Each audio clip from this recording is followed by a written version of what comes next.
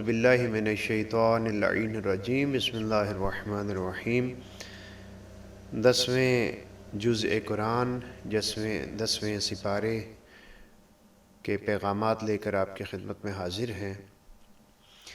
10ویں پارے میں سورہ مبارک انفال جاری ہے، اس کی 41ویں آیت، جس میں خداوند متعال نے ہمیں واجبات مالی کی طرف متوجہ فرمایا ہے۔ ہمارے ہاں بہت سے واجبات ہیں، اور مالی واجبات میں سے ایک زکوٰۃ ہے اور ایک خمس ہے۔ خداوند متعال نے یہاں پر خمس کی طرف متوجہ فرمایا ہے۔ حکم ہوا وَاعْلَمُوا أَنَّمَا غَنِمْتُم مِّن شَيْءٍ فَأَنَّ لِلَّهِ خُمُسَهُ وَلِلرَّسُولِ وَلِذِي الْقُرْبَى وَالْيَتَامَى وَالْمَسَاكِينِ وَابْنِ السَّبِيلِ، اور تم اس بات کو اچھے طریقے سے جان لو کہ جو تمہارے ہاتھ مال غنیمت آتا ہے اس میں سے 5واں حصہ 1/5 اللہ کے رسول کے لیے ہے، خدا کے لیے ہے، ذوی القربہ یعنی نبی گرامی اسلام کے اہل بیت علیہم السلام کے لیے ہے، یتیموں کے لیے ہے، مساکین کے لیے ہے، اور وہ لوگ جو راستے میں توشہ راہ سے خالی ہو جاتے ہیں، راستے میں مشکلات کا شکار ہو جاتے ہیں، ان کے لیے ہے۔ تو بس قرآن مجید نے یہاں پر ہمیں ایک انتہائی اہم مالی واجب کی طرف متوجہ کیا کہ تم جس چیز کو بھی کماتے ہو اور اس میں سے جو بچ جاتا ہے اس میں سے تم نے 5واں حصہ بطور خمس ادا کرنا ہے۔ اس کے 2 حصے ہوتے ہیں، ایک کو مال امام کہا جاتا ہے علیہ السلام، جو دینی امور پر خرچ کیا جاتا ہے، اور دوسرے حصے کو مال سادات کرام کہا جاتا ہے۔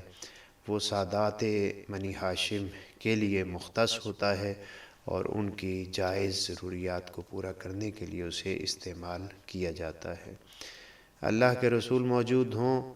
ائمہ ہدی علیہم السلام کی موجودگی میں یہ مال ان کی خدمت میں پیش کیا جائے گا اور ان کی ہی اجازت سے خرچ کیا جائے گا، جبکہ غیبت کبریٰ کے زمانے میں ائمہ علیہم السلام کے جو عمومی طور پر نائبین ہیں، یعنی مراجع کرام دامہ ظلہم، ان کی اجازت سے اس کا مصرف کیا جاتا ہے۔ حضرت امام موسیٰ کاظم علیہ السلام اور اسی طریقے سے دیگر ائمہ سے بھی اس کی تشریح بیان ہوئی ہے خمس کے حوالے سے۔ امام ہفتم سے ایک حدیث نقل ہوئی، اصول کافی میں امام فرماتے ہیں فی کل ما افاد الناس من قلیل و کثیر، لوگ جو بھی کم یا زیادہ چیز اپنے ہاتھ میں لے آتے ہیں، فائدہ پہنچتا ہے، منفعت حاصل کرتے ہیں، اس ہر چیز میں سے انہوں نے 5واں حصہ نکالنا ہے۔ ہم جانتے ہیں کہ قرآن مجید کے بیان کے لیے ائمہ خدا علیہم السلام کے کلام کی ضرورت پڑتی ہے۔ مفسر حقیقی قرآن ائمہ خدا علیہم السلام ہیں، تو پس وہ احادیث جو ابواب خمس میں ذکر ہوئی ہیں وہ سب کی سب انہی مطالب کی طرف اشارہ کرتی ہیں۔ تو پہلا پیغام قرآن مجید نے ہمیں یہ دیا کہ مال غنیمت ہو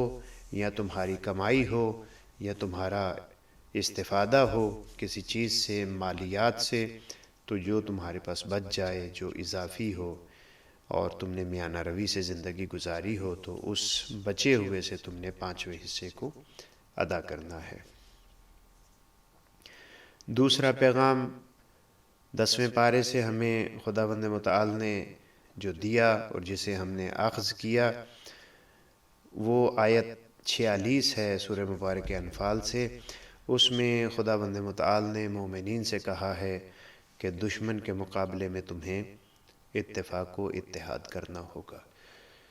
ارشاد ہوا وَأَطِیعُوا اللَّهَ وَرَسُولَهُ وَلَا تَنَازَعُوا فَتَفْشَلُوا وَتَذْهَبَ رِیحُکُمْ وَاصْبِرُوا إِنَّ اللَّهَ مَعَ الصَّابِرِینَ۔ اے لوگو، اے صاحبان ایمان، اللہ کی اطاعت کرو، اللہ کے رسول کی اطاعت کرو، اور آپس میں تفرقے میں نہ پڑو، لڑائی جھگڑے میں نہ پڑو۔ اگر تم لڑائی جھگڑے میں پڑو گے تو تمہاری شان و شوکت جو ہے وہ ہوا میں اڑ جائے گی، تمہاری جو ابوہت ہے، تمہارا رعب و دبدبہ جو ہے وہ ختم ہو جائے گا۔ فتفشلوا، تم سست ہو جاؤ گے، وتذہب ریحکم، اور تمہارا دبدبہ ختم ہو جائے گا۔ وصبروا، صبر سے کام لو، ان اللہ مع الصابرین، خداوند متعال صبر کرنے والوں کے ساتھ ہے۔ تو یہاں دشمن کے مقابلے میں مومنین کو حکم ہوا اللہ کی اطاعت کرو، اللہ کے رسول کی اطاعت کرو، اور اپنے درمیان میں ہرگز اختلاف نہ ہونے دو۔ مولا کائنات امیر المؤمنین علی بن ابی طالب علیہ السلام نہج البلاغہ کے خطبہ نمبر 25 میں ایک انتہائی اہم مورد میں اشارہ فرماتے ہیں۔ آپ فرماتے ہیں انی واللہ لأظن ان ہؤلاء القوم سیدالون منکم باجتماعہم علی باطلہم۔ اے لوگو، جان لو، میں دیکھ رہا ہوں کہ یہ قوم، وہ قوم جو امیر المؤمنین کے مقابلے پر تھی، اور آپ کو انہوں نے پورے طریقے سے تنگ کرنے کی کوشش کی اور امام کے کام میں رکاوٹ ڈالی، اور امام علیہ السلام کے خلاف بری خبروں کا ایک جال پھیلایا۔ اب فرماتے ہیں کہ مجھے اللہ کی قسم میں دیکھ رہا ہوں کہ یہ قوم تمہارے اوپر چھا جائے گی، تمہیں ختم کر دے گی۔ کیوں؟ اس لیے کہ یہ باطل پر ہونے کے باوجود آپس میں متحد ہیں، لیکن وَتَفَرُّقِكُمْ عَنْ حَقِّكُمْ، تم حق پر ہونے کے باوجود متفرق ہو، وہ باطل پر ہونے کے باوجود اکٹھے ہیں۔ وَبِمَعْصِيَتِكُمْ إِمَامَكُمْ فِي الْحَقِّ، تم امام حق کے ساتھ ہوتے ہوئے بھی معصیت کرتے ہو، جانتے ہو امام حق پر ہے پھر بھی اس کی اتباع نہیں کرتے۔ وَطَاعَتِهِمْ إِمَامَهُمْ فِي الْبَاطِلِ، جبکہ وہ دوسری قوم جو ہے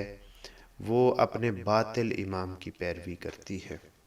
تو گویا امیر المؤمنین نے ہمیں یہ درس دیا کہ دشمن کے مقابلے پر کسی بھی قسم کا تفرقہ، آپس میں کینہ ڈالنا، آپس میں ایک دوسرے سے دور ہونا، آپس میں ایک دوسرے کو کمزور کرنے کی کوشش کرنا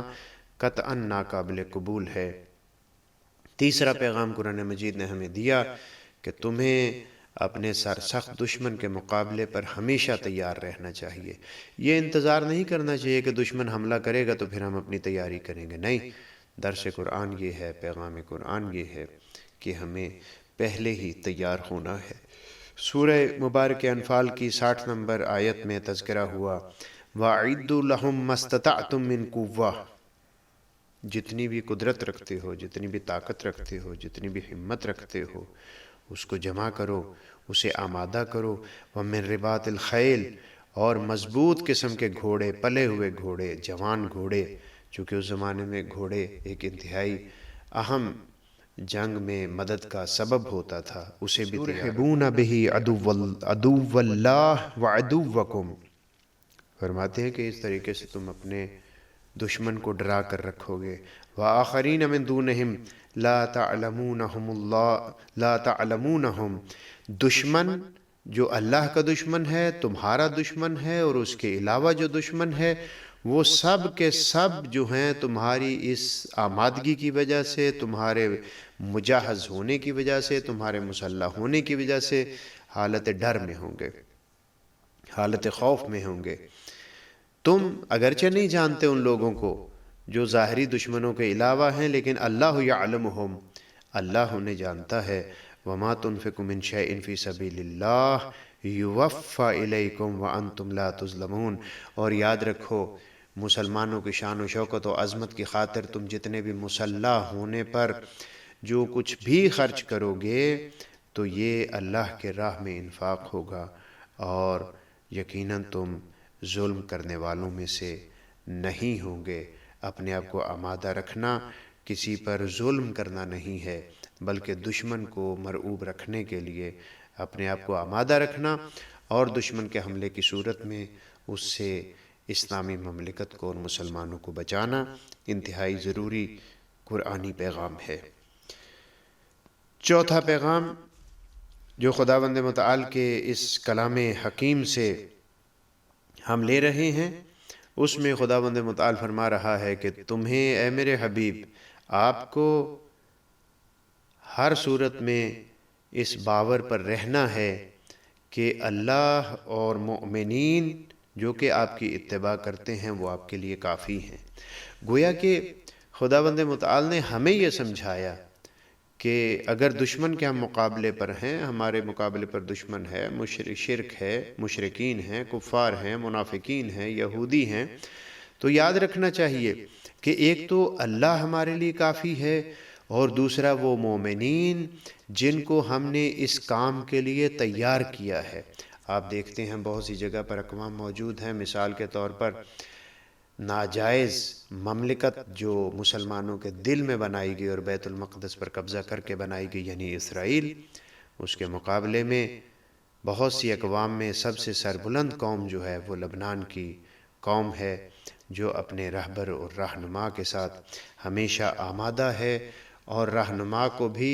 اللہ کے بعد ان ساتھیوں کے اوپر مکمل طور پر بھروسہ ہے۔ ارشاد ہوا سورہ مبارکہ انفال کی 64ویں آیت میں، یا ایھا النبی حسبک اللہ ومن اتبعک من المؤمنین، اے پیامبر، اے ہمارے نبی،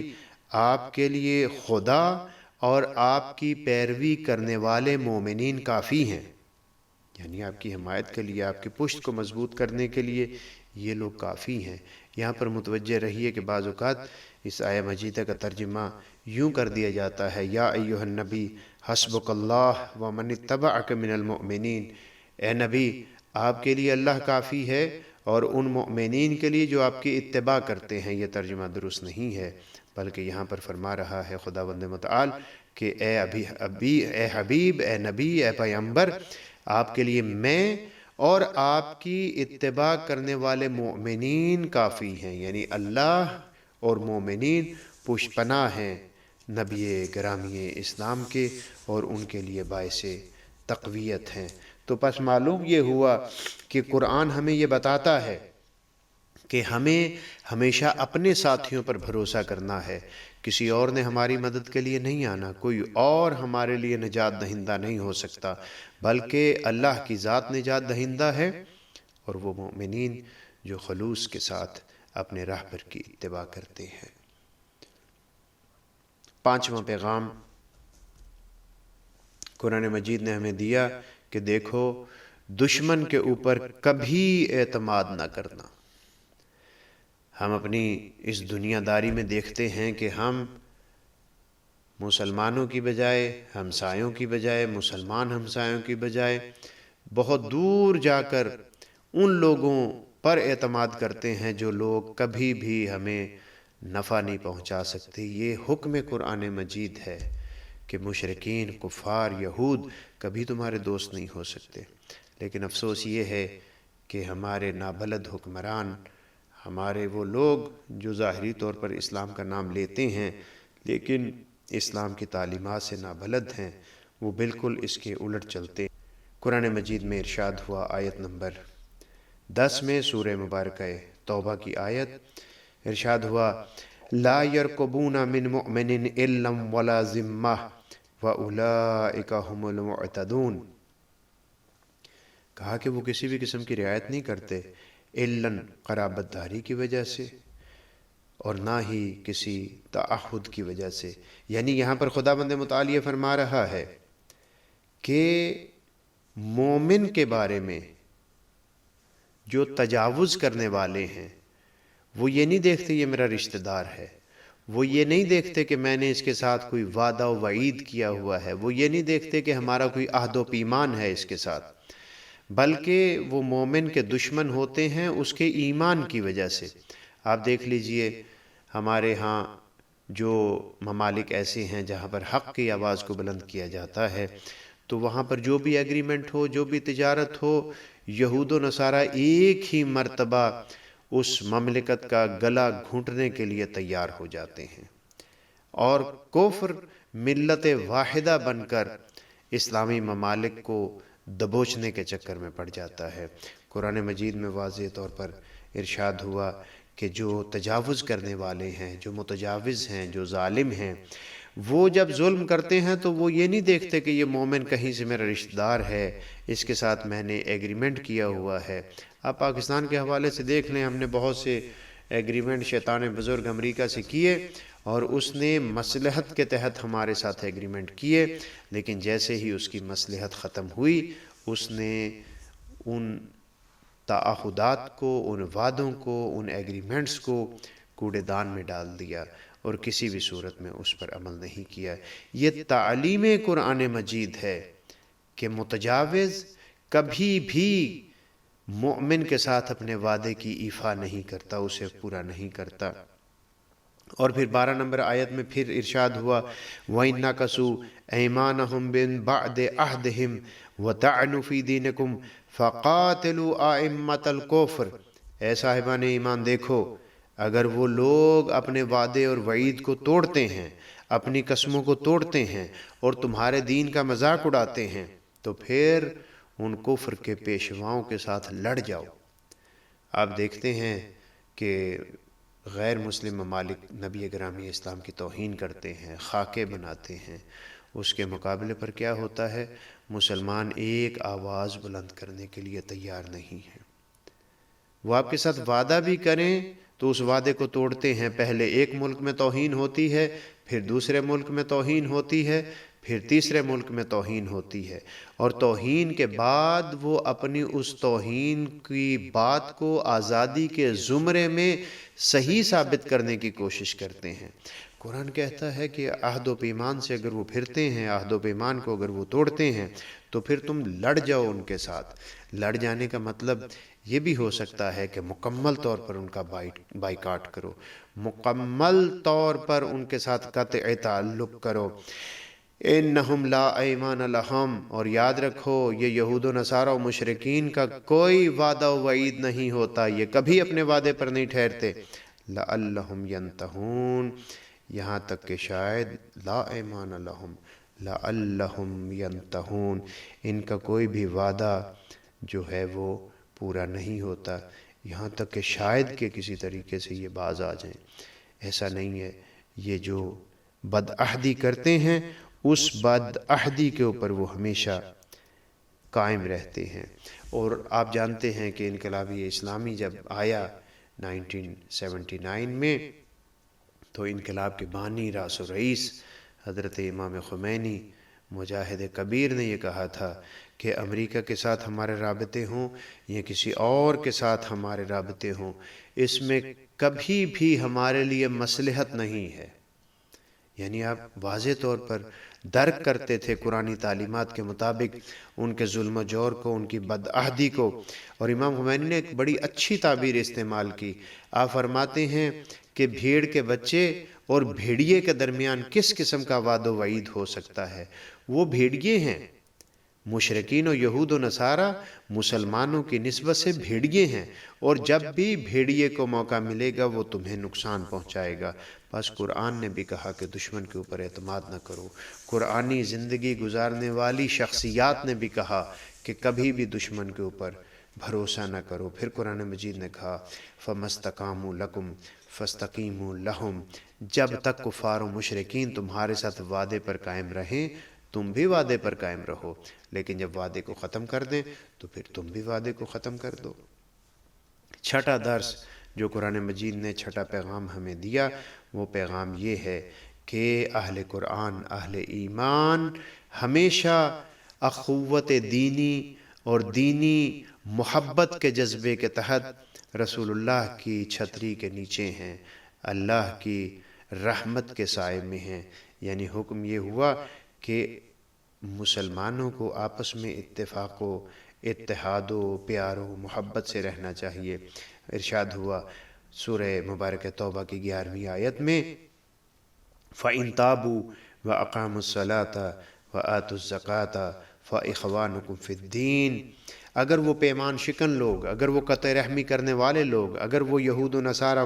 کفار و مشرکین توبہ کر لیں، نماز پڑھیں، زکوٰۃ ادا کریں۔ فَإِخْوَانُكُمْ فِي الدِّينِ، تو پس جان لو کہ وہ اب تمہارے دینی بھائی بن گئے ہیں۔ وَنُفَصِّلُ الْآيَاتِ لِقَوْمٍ يَعْلَمُونَ، ہم آیات کو، واقعات کو اسی طریقے سے کھول کر بیان کرتے ہیں شاید کہ ان کے لیے یہ نصیحت کا باعث بنے اور وہ اس حقیقت کو جان لیں کہ مسلمان مومن آپس میں بھائی بھائی ہوتے ہیں۔ مولا امیر المؤمنین فرماتے ہیں ان المسلم اخو المسلم، یاد رکھو مسلمان مسلمان کا بھائی ہے۔ فلا تخاذلوا، کہیں ایسا نہ ہو کہ تم مومن کو تنہا چھوڑ دو۔ ولا تنابزوا، اور کہیں ایسا نہ ہو کہ تم اپنے مومن بھائی کی توہین پر اتر آؤ۔ تو پس یاد رکھیے مومن مومن کا بھائی ہے، اگر کافر بھی توبہ کر لیتا ہے، نماز پڑھتا ہے، زکوٰۃ دیتا ہے، تو وہ بھی اس اخوت میں شامل ہو جاتا ہے۔ 7واں پیغام قرآن مجید کے اس 10ویں پارے سے ہم یہ لے رہے ہیں کہ قرآن مجید میں واضح طور پر اللہ نے ہمیں فرمایا کہ ایک تو مشرک کو حرم مکی میں داخل ہونے کی اجازت نہیں ہے۔ 9 ہجری تک یہود و نصارہ مشرکین یہ سب کے سب مسجد الحرام میں داخل ہوتے تھے، لیکن 9 ہجری میں یہ حکم آیا کہ انہیں داخل ہونے کی ضرورت نہیں ہے، یہ داخل نہیں ہو سکتے، حرام ہے ان کے لیے داخل ہونا۔ اور پھر چونکہ یہ لوگ آتے تھے، تجارت ہوتی تھی، منفعت ہوتی تھی، تو لوگوں کے ذہن میں یہ بات آتی تھی کہ اگر ہم مشرکین و کفار کو آنے سے روک دیں گے تو ہمارا نقصان ہو جائے گا۔ تو خداوند متعال نے فرمایا کہ جس وقت تم نے الہی فریضے کو انجام دینا ہے اس وقت تمہیں فقر سے خوف زدہ نہیں ہونا چاہیے۔ ایک مومن ہو، الہی راستے پر چل رہے ہو، پھر تم مشرکین کے نہ آنے کی وجہ سے فقیر ہونے کے اس شک اور خوف میں مبتلا ہو جاتے ہو۔ ہماری مملکت کے جو مسائل آج کل چل رہے ہیں، آپ جانتے ہیں کہ بڑے بڑے لوگوں نے یہ کہا کہ اگر ہم فلاں توہین کرنے والے ملک کے ساتھ تعلقات ختم کریں گے تو ہمارا یہ نقصان ہو جائے گا، اور وہ سب کا سب دنیاوی نقصان۔ قرآن مجید کی تعلیمات اس سے بالکل ہٹ کر ہیں۔ قرآن مجید فرماتا ہے یا ایہا الذین آمنوا انما المشرکون نجس، اے صاحبان ایمان مشرک لوگ نجس ہیں۔ فلا یقربوا المسجد الحرام بعد عامہم ھذا، اس 9 ہجری کے بعد آئندہ انہیں اس کے قریب آنے کی اجازت نہیں ہے۔ اور پھر اسی کے ساتھ آگے چلتے ہوئے فرمایا وَإِنْ خِفْتُمْ عَيْلًا، عیلہ فقر و تنگ دستی کو کہتے ہیں، اگر تمہیں فقر و تنگ دستی کا خوف ہے فَسَوْفَ يُغْنِيكُمُ اللَّهُ مِنْ فَضْلِهِ، یاد رکھو ان قریب خداوند متعال اپنے فضل و بخشش کے ساتھ تمہیں مستغنی کر دے گا۔ اگر کوئی شخص اللہ کے اس وعدے کے باوجود ڈرتا ہے تو اس کا مطلب ہے کہ اس کا اللہ کے بارے میں ایمان انتہائی ناقص ہے۔ یغنیکم اللہ من فضلہ، انشاء اگر اللہ چاہے تو وہ مستغنی کر دے گا۔ ان اللہ علیم حکیم، خدا علم رکھنے والا بھی ہے اور خدا ہی صاحب حکمت ہے، ان حکمتوں کو جانتا ہے کہ فقر میں کیا حکمت ہے اور ثروت مند ہو جانے میں کیا حکمت ہے۔ 8واں پیغام قرآن مجید میں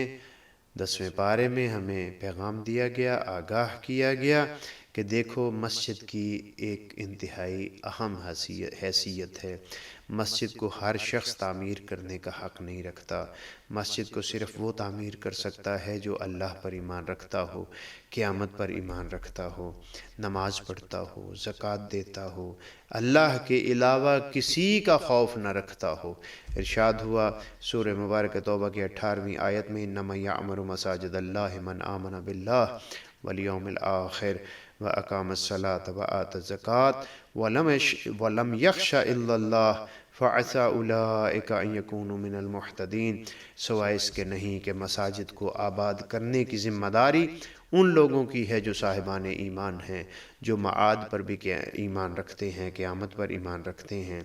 نماز پڑھتے ہیں، زکوٰۃ دیتے ہیں، اور اللہ کے علاوہ کسی کی بھی خشیت ان کے دل میں نہیں ہوتی۔ یہی وہ لوگ ہیں کہ جو امید ہے کہ کامیاب لوگ ہوں گے، انہیں ہدایت کا راستہ مل کر رہے گا۔ تو پس معلوم یہ ہوا کہ مسجد کو آباد کرنا، ائمہ خدا علیہ الصلوۃ والسلام کے حرم کو آباد کرنا، مسجد و حرم ائمہ خدا علیہ الصلوۃ والسلام اور ائمہ خدا علیہ الصلوۃ والسلام کے جان نثاروں کی یادگاروں کی حفاظت کرنا، یہ حکم قرآنی ہے، اور یہ صاحبان ایمان کی عظمت کا معیار مسجد کو آباد کرنا ہے، حرم کو آباد کرنا ہے۔ اسی لیے ہم سمجھتے ہیں کہ ائمہ خدا اور ان کے چاہنے والوں کے جتنے بھی حرم ہیں ان سب کی حفاظت ہماری ذمہ داری ہے، چاہے وہ مدینہ منورہ کے حرم ہوں، چاہے وہ کربلا و نجف و کاظمین و سامرہ کے حرم ہوں، اور چاہے وہ زینبیہ کے حرم ہوں۔ ان تمام حرموں کو جو کہ حرم اللہ ہے حقیقتاً، ان سب کی حفاظت کرنا، ان کو آباد رکھنا، ان کو رونق سے پر رکھنا، ان کی خدمت کرنا اور لوگوں کو ہدایت کے ان مراکز کی طرف متوجہ کرنا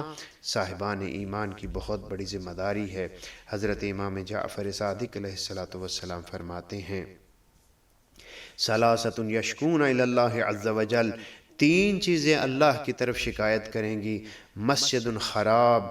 لا یصلی فیہ اہلہ، وہ مسجد جو خراب ہو چکی ہوگی، اس میں لوگ نماز نہیں پڑھتے ہوں گے، جن لوگوں کو ان مساجد میں نماز پڑھنی چاہیے انہوں نے ان مسجد کو خالی چھوڑ دیا ہوگا، وہ مسجدیں شکایت کریں گی۔ وعالم بین جہال، اور وہ عالم جو جاہلوں کے نرغے میں پھنس گیا ہو، عالم موجود ہو لیکن اس سے استفادہ نہیں کیا جا رہا۔ ومصحف معلق، اور ایسا قرآن مجید جسے لپیٹ کر بس رکھ دیا گیا ہے، قد وقع علیہ الغبار لا یقرأ فیہ، پڑھے پڑھے اس کے اوپر مٹی بھر گئی ہے، چمٹ گئی ہے مٹی اس کے ساتھ، لیکن اس کی تلاوت نہیں کی جا رہی۔ تو پس معلوم یہ ہوا کہ مسجد کی تعمیر کرنا، مسجد کو آباد کرنا ایک مومن کی ذمہ داری ہے۔ نبی گرامی اسلام فرماتے ہیں لا صلاۃ لجار المسجد الا فی المسجد، مسجد کے ہمسائے کی نماز فقط مسجد میں ہو سکتی ہے۔ البتہ واضح ہونا چاہیے، اور سید رضی نے بھی اس قول کی نقل کے موقع پر اس کی وضاحت فرمائی کہ یہاں پر لا صلاۃ لجار المسجد الا فی المسجد سے مراد یہ ہے کہ مسجد کے ہمسائے کی گھر میں پڑھی جانے والی نماز اپنے کمال تک نہیں پہنچ سکتی۔ یہاں پر رسول اللہ کا فرمان کمال کی نفی کر رہا ہے، نماز ہو جاتی ہے لیکن مسجد میں پڑھنے سے جو اسے کمال نصیب ہونا تھا وہ حاصل نہ ہو سکا۔ ائمہ خدا سے پوچھا گیا کہ جار مسجد کون ہے، مسجد کا ہمسایہ کون ہے؟ تو ائمہ نے فرمایا من سمع النداء فلم یجبہ، من سمع النداء فلم یجبہ من غیر علت فلا صلاۃ لہ، مسجد کا ہمسایہ ہر وہ شخص ہے کہ جس شخص تک اس مسجد سے اذان کی آواز جائے اور وہ اس اذان کی آواز پر آ کر نماز نہ پڑھے، تو پس مسجد کو آباد کرنا صاحبان ایمان اہل قرآن الہی انسانوں کی ذمہ داری ہے۔ 9واں درس، قرآن مجید نے ہمیں کہا کہ تمہیں ذخیرہ اندوزی کی ہرگز اجازت نہیں ہے، چینی کو چھپا لینا، گندم کو چھپا لینا، عام لوگوں کی مشکلات کے حل کے لیے جو چیزیں خداوند متعال نے دی ہیں ان چیزوں کو چھپا لینا، بازار میں ان کی کمی کر دینا تاکہ ان کی قیمت بڑھ سکے۔ اسلام اس چیز کی سختی سے مذمت کرتا ہے اور ان چیزوں کی حرمت کا بہت سے اوقات میں قائل ہے۔ ارشاد ہوا سورہ مبارکہ توبہ کی 34ویں آیت میں، الذین، آیت کا کچھ حصہ پڑھ رہا ہوں، الذین یکنزون الذہب والفضہ ولا ينفقونها فی سبیل اللہ فبشرہم بعذاب علیم، جو لوگ سونے اور چاندی کو جمع کرتے ہیں اور پھر اللہ کی راہ میں اسے خرچ نہیں کرتے، اے میرے حبیب انہیں دردناک عذاب کی خبر دے دیجئے، انہیں بتا دیجئے کہ دردناک عذاب ان کے انتظار میں ہے۔ پھر آیت نمبر 35 میں ارشاد ہوا یوم یحمى علیہ فی نار جہنم فتکوی بہا جباہہم وجنوبہم وظہورہم ھذا ما کنزتم لانفسکم فذوقوا ما کنتم تکنزون۔ اس دن، قیامت والے دن، یہ جو مال انہوں نے جمع کیا تھا سونا اور چاندی، اس کو گرم کیا جائے گا آتش دوزخ میں، پھر گرم کرنے کے بعد جمع کرنے والے کی پیشانیوں پر لگایا جائے گا، ان کے پہلو پر لگایا جائے گا، ان کی پشتوں پر لگایا جائے گا، اور پھر ان سے کہا جائے گا یہ وہ مال ہے، یہ وہ خزانہ ہے جو تم لوگوں نے اپنے نفوس کے لیے اپنے لیے جمع کیا تھا، پس اب برداشت کرو اس دردناک عذاب کو جو تم لوگوں نے جمع کر رکھا تھا۔ آج کے دن کی مناسبت سے بھی ہم سب مومنین کی خدمت میں، اہل ایمان کی خدمت میں عرض کریں، اگر کوئی ہستی اسلام میں اس بات کا شاہکار نظر آتی ہے کہ اس ہستی نے کبھی بھی مال کو جمع کرنے کی طرف توجہ نہ دی، تو وہ اسلام کی سب سے اولین مسلم خاتون حضرت خدیجہ ام المؤمنین سلام اللہ علیہا ہیں۔ حضرت خدیجہ سلام اللہ علیہا وہ ہستی ہیں کہ جن کی سابقہ زندگی کے متعلق بھی سب کا اتفاق ہے کہ وہ انتہائی مالدار تھیں، وہ ملیکۃ العرب تھیں، لیکن جیسے رسول اللہ کی خدمت میں آئیں، آپ نے اپنا سارا مال رسول اللہ کی خدمت میں اسلام کے لیے رکھ دیا، اسے خرچ کر دیا، اور پھر آپ نے نبی گرامی اسلام کی کنیزی کو ہی اپنے لیے دنیا اور آخرت کی عزت و عظمت و شرف و دولت سمجھا۔ بہت سے لوگوں کے متعلق ملتا ہے کہ انہوں نے مال کیا، خرچ کیا، فلاں خرچ کیا، فلاں خرچ کیا، لیکن دلچسپ بات یہ ہے کہ ان لوگوں کی اسلام سے پہلے والی زندگی میں ہمیں بہت سے مواقع پر وہ مال اور ان کی وہ ثروت نظر ہی نہیں آتی جس کا تذکرہ کیا جاتا ہے کہ اسلام لانے کے بعد انہوں نے خرچ کر دی۔ ان کی پہلے والی زندگی میں کوئی ثروت تو دکھائے کہ ثروت تھی جو انہوں نے خرچ کر دی۔ بہرحال بارز ترین شخصیت جس نے اسلام کی خدمت میں اپنا سارا مال خرچ کیا وہ ام المؤمنین خدیجہ سلام اللہ علیہا ہے، نبی گرامی اسلام کی وہ واحد و وحید اور باعظمت زوجہ کہ جس کی موجودگی میں نبی گرامی اسلام نے نہ کوئی اور ازدواج کیا اور نہ ہی آپ کی رحلت کے بعد کبھی آپ کو بھولے۔ جب نبی گرامی اسلام گھر میں گوسفند وغیرہ، بکرا وغیرہ ذبح کرواتے تھے تو اس میں سے ایک حصہ جدا کر کے جناب خدیجہ سلام اللہ علیہا کی سہیلیوں کو بھیجا کرتے تھے حضرت خدیجہ سلام اللہ علیہا کی یاد میں۔ یہ نبی گرامی اسلام کا طرز زندگی، انداز محبت و اپنائیت ہمیں حضرت خدیجہ سلام اللہ علیہا کے علاوہ اور کسی زوجہ میں نظر نہیں آتا۔ ہم سب اس بات پر متفق ہیں اور دعا گو ہیں کہ خداوند متعال ہماری خواتین کو بھی جناب خدیجہ سلام اللہ علیہا کی سنت کو اپنانے کی توفیق عنایت فرمائے۔ 10واں اور آج کے دن کی اور پارے کی مناسبت سے اور اپنے وعدے کے مطابق آخری پیغام یہ ہے کہ ایک مومن کی شان یہ ہے کہ وہ راحت طلب نہیں ہوتا، وہ سست نہیں ہوتا، وہ ہمیشہ ہوشیار رہتا ہے، وہ ہمیشہ اپنے آپ کو مصروف رکھتا ہے، ہمیشہ اپنے آپ کو مشغول رکھتا ہے، ہمیشہ دین کی سربلندی کے لیے کام کرتا ہے۔ سورہ مبارک توبہ کی 38ویں آیت میں ارشاد ہوا، یا ایھا الذین آمنوا ما لکم اذا قیل لکم انفروا فی سبیل اللہ اثاقلتم الی الارض، اے صاحبان ایمان تمہیں کیا ہو گیا ہے، کیا مصیبت ہے تمہیں، کیا مشکل ہے تمہارے اوپر کہ جب تمہیں کہا جاتا ہے نکلو اللہ کے راستے میں جہاد کے لیے تو تم زمین پر بھاری ہو جاتے ہو، بیٹھ جاتے ہو، ٹک جاتے ہو، زمین کو پھلانگنے کے لیے آمادہ نہیں ہوتے، یعنی کہتے ہو کہ ہم اس وقت آمادہ نہیں ہیں، تھکے ہوئے ہیں۔ عجیب تعبیر استعمال کی قرآن مجید نے، اثاقلتم الی الارض، یعنی زمین کے ساتھ چمٹ جاتے ہو، اپنے گھر بار کو چھوڑنے پر تیار نہیں ہوتے۔ اللہ پر پوچھتا ہے، ارضیتم بالحیات الدنیا من الآخرہ، کیا تم نے دنیا کی زندگی کو آخرت کے بدلے میں اختیار کر لیا ہے اور اسی پر راضی ہو گئے ہو؟ فما متاع الحیات الدنیا فی الآخرۃ الا قلیل، یاد رکھو دنیا کی یہ رنگینیاں آخرت کی زندگی کے مقابلے پر کچھ بھی حیثیت نہیں رکھتی، بہت ہی کم ہیں کہ تم اسے اختیار کرو اور آخرت کی زندگی کو چھوڑ دو۔ خداوند متعال ہمیں دین مبین اسلام کی سربلندی کے لیے ہمیشہ نشاط کے ساتھ میدان عمل میں رہنے کی توفیق عنایت فرمائے۔ والسلام علیکم ورحمۃ اللہ وبرکاتہ۔